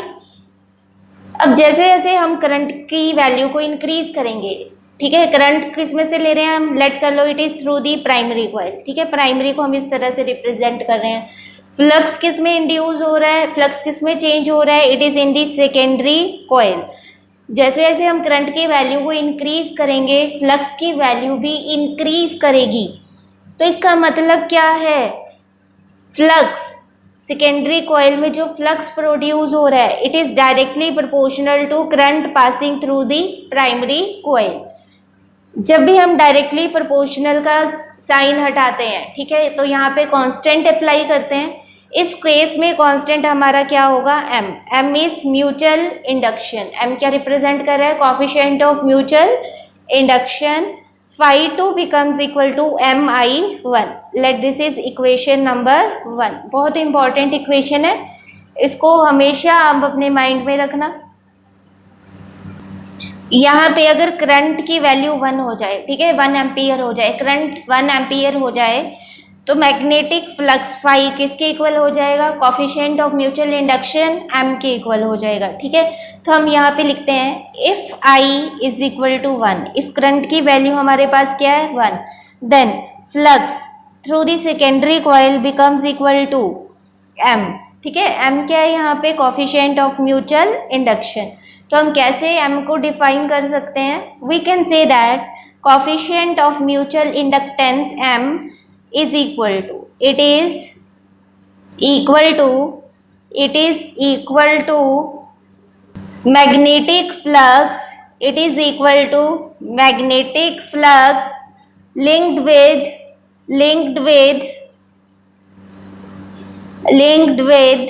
one coil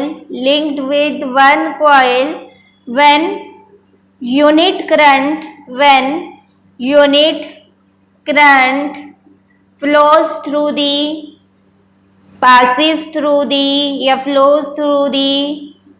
neighboring coil,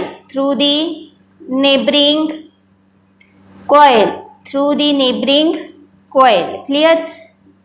This is the definition of coefficient of mutual induction in terms of magnetic flux phi।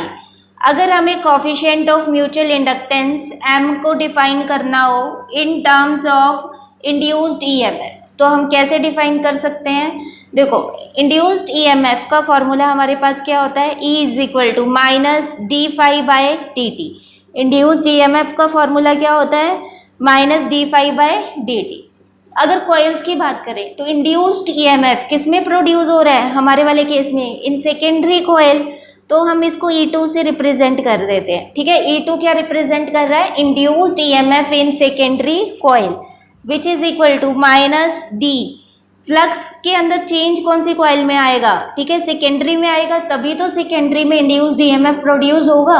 तो यहाँ पे हम क्या लिखेंगे, minus D phi two by D T.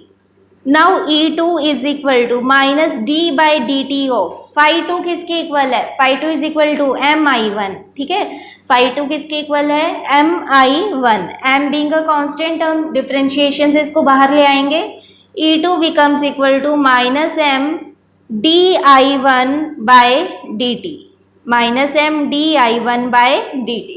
This is the formula of induced EMF in secondary coil. di1 by dt क्या represent कर रहा है, rate of change of current in primary coil. यहाँ पे हम एक केस कंसीडर कर रहे हैं, if di1 by dt is equal to 1, अगर ये वैल्यू हमारे पास rate of change of current 1 के इक्वल हो, तो इंड्यूस्ड ईएमएफ किसके इक्वल होगा, it is equal to negative of coefficient of mutual inductance m। We can say that coefficient of mutual induction m, coefficient of mutual inductance m is equal to EMF is equal to EMF induced in one coil, EMF induced in one coil, EMF induced in one coil when rate of change of current through other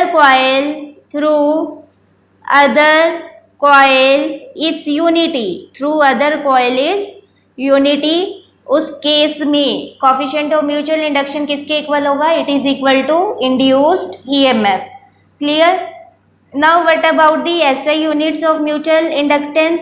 SI units of coefficient of mutual induction, the SI units of mutual induction is henry. ठीक है, अगर आपको ध्यान हो coefficient of self inductance L के SI units भी हम henry लेते हैं और coefficient of mutual inductance M के यूनिट्स भी हम हेनरी ही कंसीडर करेंगे, जिसे कैपिटल एच से रिप्रेजेंट किया जाता है। 1 हेनरी को अगर हमें डिफाइन करना हो, ठीक है, अगर हमें 1 हेनरी को डिफाइन करना हो तो हम कैसे कर सकते हैं? Coefficient of mutual inductance is said to be 1 Henry.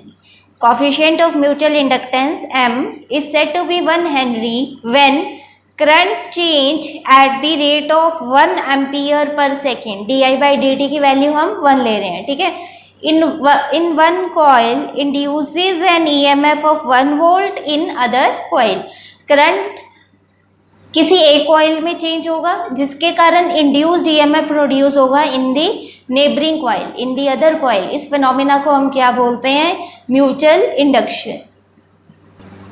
Next, coefficient of mutual induction depends on first geometry of two coils, that is size of the coils, their shape, number of turns of the coil and nature of material on which two coils are wounded.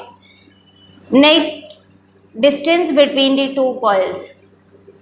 Coefficient of mutual induction किस पे depend कर रहा है? Two coils के बीच के distance पे depend करता है। ठीक है, third point, relative placement of two coils, that is orientation of two coils. दोनों कॉइल्स में करंट किस डायरेक्शन में फ्लो कर रहा है। ठीक है, इन सब फैक्टर्स पे म्यूचुअल इंडक्शन डिपेंड करेगा। Mutual inductance of two long coaxial solenoids, अगर हमारे पास इस तरह से दो सोलेनॉइड्स हों विद देयर कॉमन एक्सिस, देखो ये हमारे पास फर्स्ट सोलेनॉइड है, ठीक है, इसको मैंने ब्लू पेन से रिप्रेजेंट किया हुआ है, and this is second solenoid, like this. Axis इन दोनों सोलेनॉइड्स की सेम है। ठीक है, consider two long coaxial solenoids each of length L, let N1 be the number of turns per unit length of inner solenoid। inner solenoid कौन सा है हमारा? S1 of radius R1, N2 number of turns per unit length of outer solenoid S2 of radius R2। ठीक है, ये वाला radius हम क्या लेंगे? R2। Next, consider time varying current I2 through the solenoid S2। Second solenoid में से हम करंट को पास करवा रहे हैं I2, जो टाइम के साथ चेंज हो रहा है। ठीक है, which sets up a time varying magnetic flux φ1 through S1। जब S2 में से करंट की वैल्यू चेंज होगी एज S1, जो सोलेनॉइड S1 है, it is very closely situated to solenoid S2, जिसके कारण मैग्नेटिक फ्लक्स की वैल्यू चेंज होगी inside S1। Clear? What is the value of this flux φ1? φ1 किसके इक्वल होगा? φ1 is equal to M12I2, M12I2। Let this is equation number 1। M12 यहाँ पे क्या represent कर रहा है? M12 is coefficient of mutual inductance, M12 is coefficient of mutual inductance of solenoid S1 with respect to solenoid S2, with respect to solenoid S2। देखो ध्यान से समझो, हमने क्या किया? सेकेंड सोलेनॉइड में से टाइम वेरिंग करंट को पास करवा दिया, जिसके कारण फर्स्ट सोलेनॉइड में फ्लक्स प्रोड्यूस होगा, और उस फ्लक्स को हम रिप्रेजेंट कैसे कर रहे हैं? φ1 से। φ1 किसके इक्वल होगा? It is equal to M12 into I2। Current किस में से पास हो रहा है? सेकेंड सोलेनॉइड में से पास हो रहा है, और फ्लक्स किस में प्रोड्यूस हो रहा है? फर्स्ट वाले, ठीक है, फर्स्ट वाले सोलेनॉइड में। नेक्स्ट हम यहाँ पे बात कर सकते हैं the magnetic field due to the magnetic field due to I2। Due to I2 in S2 is, जब I2 करंट सेकेंड सोलेनोइड में से पास करेगा तो मैग्नेटिक फील्ड प्रोड्यूस होगी। उस मैग्नेटिक फील्ड को हम रिप्रेजेंट कर रहे हैं बाय B2। B2 किसके इक्वल होगा? It is equal to mu not N2I2। देखो सोलेनोइड के कारण मैग्नेटिक फ्लक्स का फॉर्मूला क्या होता है? B is equal to mu not Ni। अब सेकेंड सोलेनोइड की बात कर रहे हैं तो हम यहाँ पे B2 लिखेंगे, mu naught magnetic permeability of air, number of turns in second solenoid is N2 and the current passing through second solenoid is I2. Let this is equation number 2. Now जब time varying current second solenoid में से पास होगा, ठीक है, तो हमारे पास क्या है? फ्लक्स किस में प्रोड्यूस हो रहा है? फर्स्ट सोलेनोइड में हो रहा है। यहाँ पे हम फ्लक्स के लिए फ्लक्स का फॉर्मूला अप्लाई कर सकते हैं। यहाँ पे लिखेंगे हम magnetic flux through S1, magnetic flux through S1 is, magnetic flux का फॉर्मूला क्या होता है? VA। अगर n टर्न्स हो तो क्या बन जाता है? NBA। Number of turns in first solenoid it is N1। B यहाँ पे क्या रिप्रेजेंट कर रहा है? मैग्नेटिक फील्ड, ठीक है। अब मैग्नेटिक फील्ड किस में प्रोड्यूस हो रही है? सेकेंड सोलेनोइड में। तो हम यहाँ पे B की जगह क्या लिखेंगे? B2 into N। देखो इंटू क्या है? Area vector. एरिया वेक्टर किसका लेंगे? फर्स्ट सोलेनोइड का, क्योंकि फ्लक्स किस में प्रोड्यूस हो रहा है? फर्स्ट सोलेनोइड में। तो फॉर्मूला क्या बन जाएगा? N1B2A1। N1B2A1। Let this is equation number 3। Now small n1 क्या रिप्रेजेंट करता है? Total number of turns present per unit length. It is equal to N1 by L। We can say that N1 is equal to N1L। इसमें put कर दें third equation में। phi1 किसके equal आ जाएगा? phi1 becomes equal to N1L B2A1, ठीक है। This is the formula of flux. अब हम क्या कर रहे हैं? यहाँ पे इन टर्म्स की वैल्यू को पुट कर देते हैं, ठीक है। phi1 किसके इक्वल आ जाएगा? N1L into B2। B2 किसके इक्वल है? Mu not N2I2। It becomes mu not N2I2 into A1। A1 क्या है? Area of the coil of the first solenoid which is equal to pi R1 square. Radius हम कितना ले रहे हैं? First solenoid का R1, ठीक है। It becomes pi R1 square. We can say that phi1 is equal to mu naught N1 N2 into area pi R1 square into L into I2. Let this is equation number 4. This is the value of flux phi1 inside the first solenoid S1. Now on comparing equation 1 and equation 4. Equation 1 also represents the value of magnetic flux in first solenoid. यहाँ पे हम लिखते हैं comparing equation 1 and 4 we get M12I2 is equal to mu naught N1 N2 pi R1 square L into I2। I2 से I2 cancel हो जाएगा। M12 हमारे पास किसके इक्वल आ जाएगा? Mu not N1 N2 pi R1 square L। This is the formula of coefficient of mutual inductance in case of two long coaxial solenoids. अगर हम यहाँ पे किसी मटेरियल की बात करें, ठीक है, for a material of relative magnetic permeability mu R, तो उस केस में ये फॉर्मूला हमारा क्या बन जाएगा? M12 becomes equal to mu not into N1 N2 pi R1 square L। Clear? Similarly आप यहाँ पे M21 को कैलकुलेट कर सकते हैं। M21 क्या होगा? It is the coefficient of mutual inductance of second solenoid with respect to solenoid S1. बिल्कुल सेम क्राइटेरिया हम फॉलो करेंगे, ठीक है। और आप क्या यहाँ पे कंसीडर करोगे, M12 is equal to M21, दोनों की वैल्यूज यहाँ पे क्या आएंगी, सेम आएंगी, which is equal to M। अब हम बात करते हैं कि हमारे पास जो फॉर्मूला आया है कोफिशिएंट ऑफ म्यूचुअल इंडक्टेंस का, इसकी वैल्यू क्या आई है, M12 is equal to mu not N1 N2 pi R1 square into L। ये फॉर्मूला हमारे पास बना है।